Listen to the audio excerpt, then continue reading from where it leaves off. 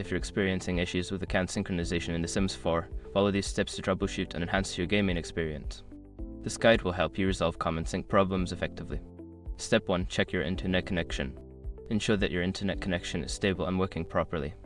A weak or intermittent connection can cause sync issues. You can test your connection by visiting a website or running a speed test. Step 2. Restart The Sims 4. Close the game completely and restart it. Sometimes, simply restarting the game can resolve temporary glitches that affect account synchronization. Step 3. Update the game. Make sure that The Sims 4 is updated to the latest version. Check for updates through your game launcher or platform origin, Steam, etc. The outdated version may lead to sync problems. Step 4. Clear cache files. Clearing the cache files can help fix sync issues. Navigate to the Game S installation folder and locate the cache files.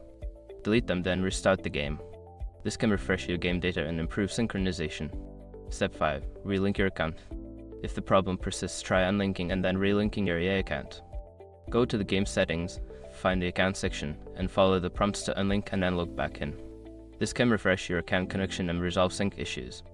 By following these steps, you should be able to enhance your experience and resolve any account sync issues in The Sims 4.